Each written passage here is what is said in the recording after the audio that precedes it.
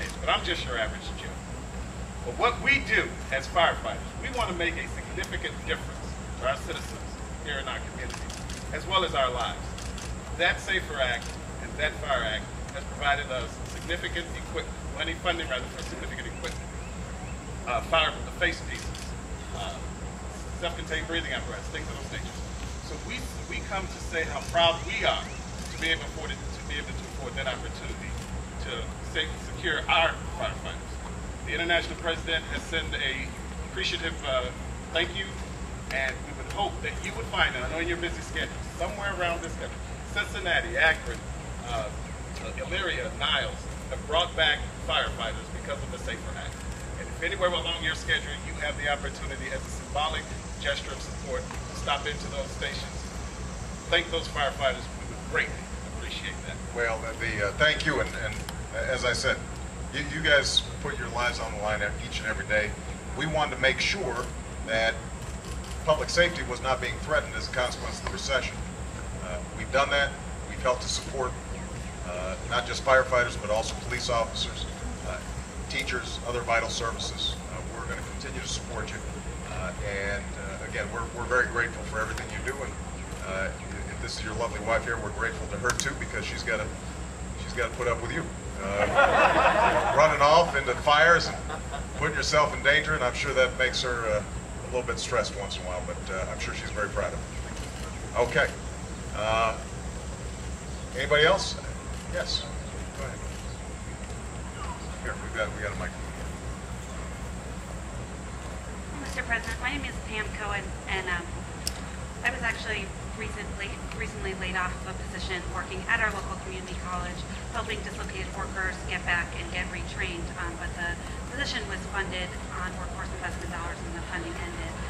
As I look for a new position in social services, one of my concerns is I'm having trouble finding a position that pays enough so that I can pay my bills and also send my daughter to quality child care.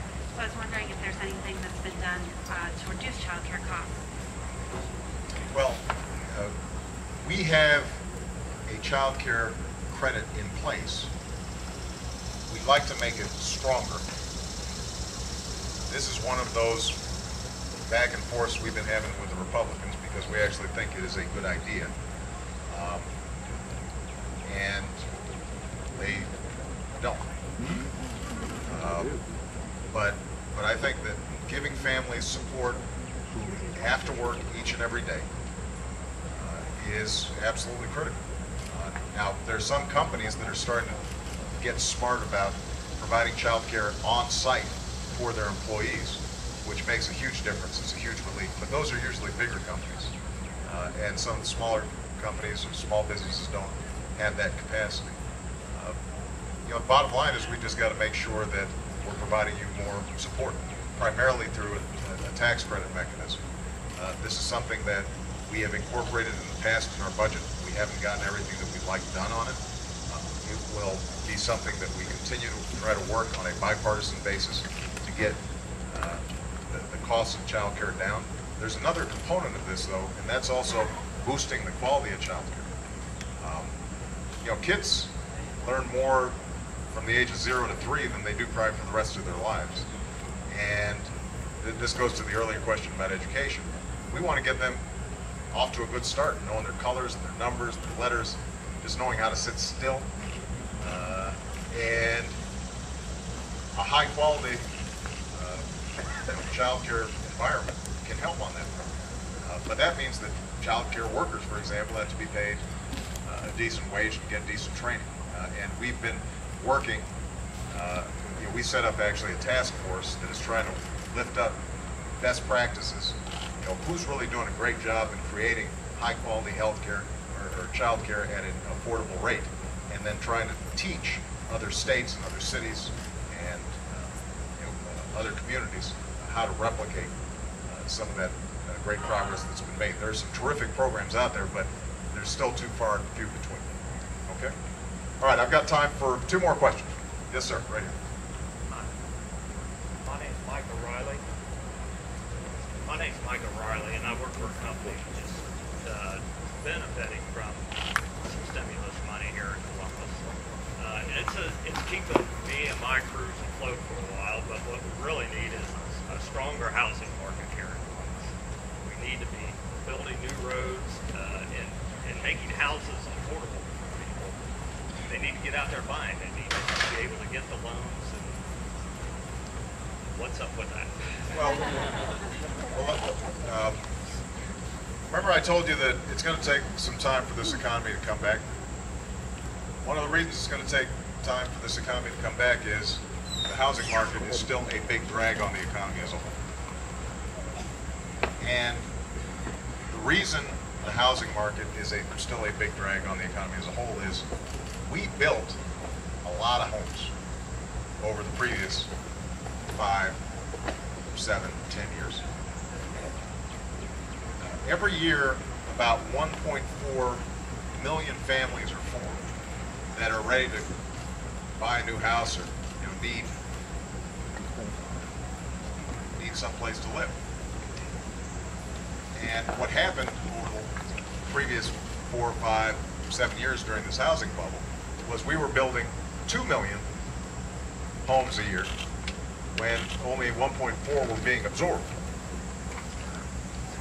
And then the bubble burst, and now we're only building 400,000. And all that inventory that's happened during the housing bubble, it's still out there. So some states are worse than others. You go to places like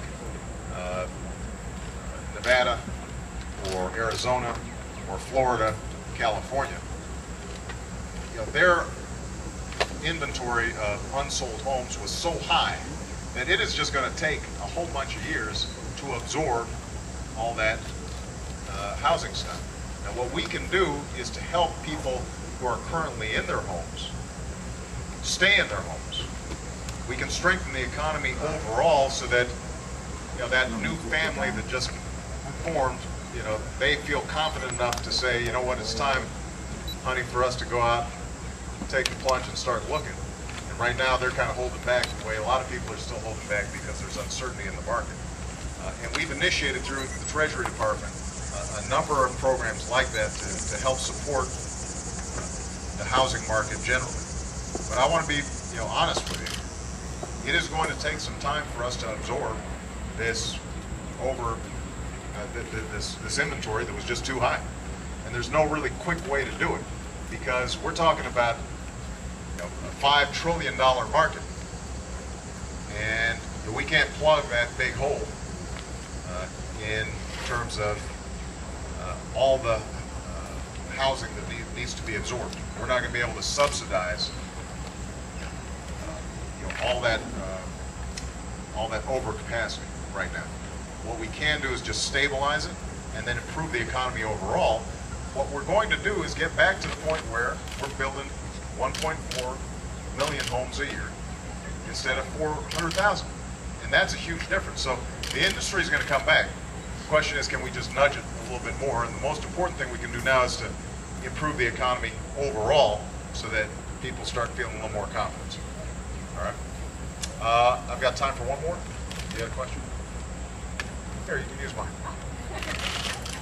My name is Nadine Douglas.